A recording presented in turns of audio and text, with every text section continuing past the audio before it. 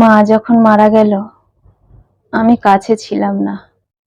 আমার শ্বশুরবাড়ি থেকে বাপের বাড়ি যেতে প্রায় 2 ঘন্টার সময় লাগে। মা খুব অসুস্থ এই কথাটা আমার কানে আসায় সঙ্গে সঙ্গে ঘর থেকে বেরিয়ে গেছিলাম। কিন্তু আমি যেতে না যেতেই আমার মা আমাদের ছেড়ে চলে যায়। আমি গিয়ে আমার মায়ের মুখটা দেখতে পাইনি। আমার ভাইয়ের বউ আমাকে কোনো রকমে সামলে নিয়েছিল। সেই দিন রাতে মায়ের দাহ কার্য সম্পন্ন হওয়ার পর আমার কাকিমা আমাকে বলল, জানিস তো, কালকে যখন তোর মা একটু সুস্থ অবস্থায় ছিল, তোর ভাইয়ের বউকে ডেকে তোর মায়ের সমস্ত গয়নাগুলো তার হাতে তুলে দিয়ে বলেছিল, এই গয়নাগুলো তোরা ভাগাভাগি করে নিস মা, তুই আর তোর ননদ। আমি এই কথা শোনার পর বিন্দুমাত্র অবাক হইনি। আমি বলেছিলাম, ও যাক কাকিমা, ওসব গয়না নিয়ে আর কি করব। কাকিমা বলেছিল, মায়ের একটা স্মৃতি, গয়না তোর ভোগ করার জন্য হয়তো তুই নিবি না, কিন্তু মায়ের স্মৃতি হিসেবে তো নিজের কাছে রাখবি। আমি বললাম, হ্যাঁ সেটা তুমি ঠিক বলেছ, ঠিক আছে দেখা যাক, কাজ সম্পন্ন হোক, ও যদি দেয় তাহলে নেব, আমি চাইতে পারবো না।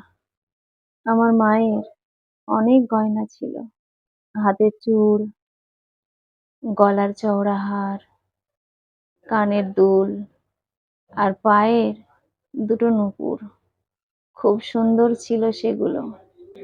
আমার মা সব সময় বলতো, আমি না থাকলে তো সবই তোর রে মা। আমি ছোটবেলায় কিছু বুঝতাম না, আদর করে মাকে বলতাম, ও মা তোমার নূপুর দুটো কিন্তু আমি নেব। আমার মা যত্ন করে আমার পায়ে পরিয়ে দিত, সেই নূপুর অনেক বড় পর্যন্ত পড়েছে। তারপর নিজেই খুলেই মাকে বলেছিলাম, তুমি রেখে দাও মা, আর পরবো না। কলেজে এসব নূপুর পরে গেলে সবাই হাসে গো মা। মা বলতো, ঠিক আছে রেখে দে, পরে নিবি। তারপর থেকে সেই নূপুর আর মায়ের কোনো গয়না আমি নিইনি। কিন্তু আজ যখন শুনলাম মা নিজে হাতে দিয়ে গেছে ভাইয়ের বউকে, তখন মনে হলো আমি কোনো সোনাদানা নেব না, শুধু ওই নূপুর দুটো দিলেই আমার হবে। মায়ের কাজ সব সম্পন্ন করলাম 2 ভাই বোন মিলে। তারপর আমি নিজের থেকেই আমার ভাইয়ের বউকে বললাম, মা নাকি তোর হাতে গয়না দিয়ে গেছে। আমার ভাইয়ের বউ প্রথমেই সেটাকে অস্বীকার করলো, বলল, কই, কোনো গয়না তো আমাকে দেয়নি। আমি তার কথা শুনে প্রচন্ড অবাক হয়েছিলাম। আমি বললাম, মা তার সমস্ত গয়না তোকে দিয়ে যায়নি? ও বলল যে, না তো, আমার কাছে তো নেই। আমি তখন মৃদু হেসে বলেছিলাম, তাহলে কাকিমা আমাকে কি মিথ্যে বলল? ঠিক আছে, আমি দেখছি মায়ের গয়না কোথায় থাকে, সে তো আমি জানি, আমি একবার তাহলে খুঁজে দেখি। এই বলে যখন আমি ঘরে খুঁজতে আসছি, তখনই আমাকে বলল, না দিয়ে গেছে ঠিকই, ওই 2-3টে সোনার ইয়ে দিয়েছে আর নূপুর দুটো দিয়েছে। আমি বললাম, ও আচ্ছা তাহলে দিয়ে গেছে, তাহলে তুই যে বললি কিছু দেয়নি। ও তখন কি বলবে কিছু বুঝতে পারছে না। আমি বুঝতে পারলাম ও খুব অপ্রস্তুতে পড়ে গেছে। আমি বললাম, ঠিক আছে, যা গয়না দিয়েছে তোমার কাছেই রাখো, আমাকে শুধু নূপুর দুটো দাও।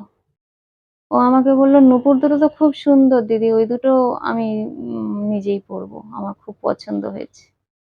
আমি বললাম, এক কাজ করো না, এত সোনা আছে সবকিছু তুমি নাও, কিন্তু এই নূপুর দুটো তুমি আমাকে দাও। আমার মায়ের ওই নূপুর দুটোই আমার সব থেকে বেশি পছন্দের, আর ওটা তো রূপোর, ওর বা কত দাম। এত সোনা আছে, পুরানো সোনা, অনেক দাম পাবে তার। তার থেকে না হয় একটা জিনিস বিক্রি করে ওইরকম ডিজাইনের নূপুর তুমি বানিয়ে নিও। আমার মায়ের স্মৃতি তো, তাই সবকিছু তোমার হাতে তুলে দিলেও নূপুর দুটো আমি তোমাকে দিতে পারবো না। আমার ভাইয়ের বউয়ের ইচ্ছে, তার শাশুড়ি মায়ের সমস্ত গয়না সে একাই নেবে। সে আমাকে বলল, "দিদি তোমার তো এত কিছু আছে। তুমি আবার এসব গয়না নিতে চাইছো?" আমি বললাম, "না, না আমার কোনো গয়না লাগবে না। শুধুমাত্র রূপোর নুপুর দুটো লাগবে। কারণ ছোট বয়স থেকেই ওটা আমি পড়েছি। মা আমাকে বলেছিল, 'ও দুটো তোর। ও দুটো তুই নিয়ে নে।' কিন্তু আমি যখন কলেজে উঠি তখন আমি আর নুপুর দুটো পড়িনি। মায়ের কাছে দিয়ে দিয়েছিলাম। মা বলেছিল, 'ঠিক আছে, তোর যখন মনে হবে তুই নিয়ে নিস।' তাই জন্য মায়ের কাছে নুপুর দুটো ছিল। এখন তুই সমস্ত সোনা পাওয়ার পরেও তুই নুপুর দুটো কেন দিতে চাইছিস না? আফটার অল আমার তো নিজের মা, মায়ের গয়না। আমি কোনো গয়না চাই না। শুধু ওই দুটোই আমার চাই।" আমাদের কথোপকথন শুনে আমার ভাই বেরিয়ে এসে বলল, "কি হয়েছে রে দিদি? গয়না গয়না নিয়ে কি ব্যাপার?" আমার ভাইয়ের বউ বলল, "দেখো না, মা মারা যেতে না যেতেই দিদি গয়না গয়না করে পাগল করে দিচ্ছে।" আমি আমার ভাইয়ের বউয়ের এমন কথা শুনে খুব অবাক হয়ে গেছিলাম।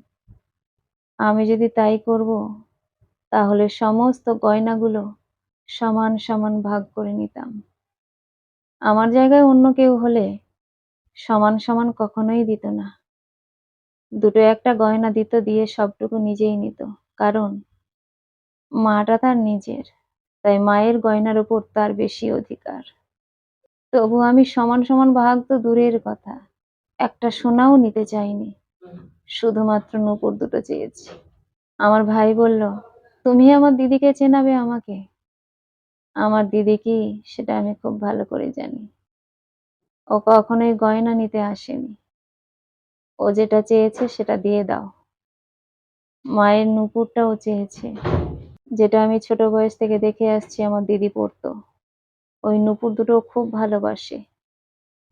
আর মা ওই নূপুর দুটো ওর জন্যই রেখেছে।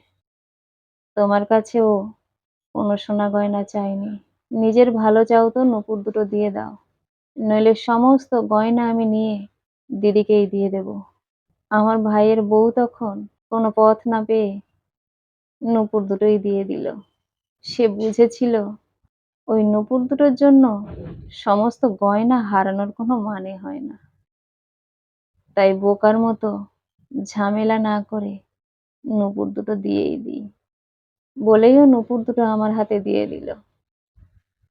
আমি আর একবারও দেখতে চাইনি যে আমার মা কোন গয়নাগুলো তাকে দিয়েছে।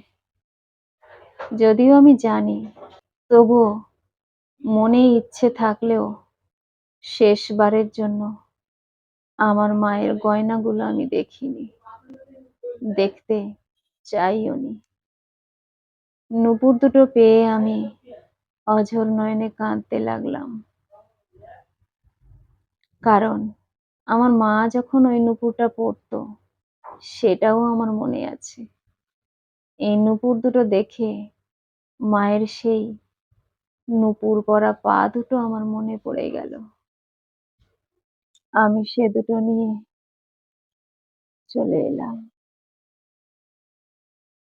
আর মাকে মনে মনে বলতে লাগলাম, "মাগো, তোমার কোনো গয়না আমার দরকার নেই। শুধুমাত্র তোমার এই ছোট্ট স্মৃতিটা আমি বুকে করে আগলে রাখতে চাই।" কলমে ও কণ্ঠে, সোমা।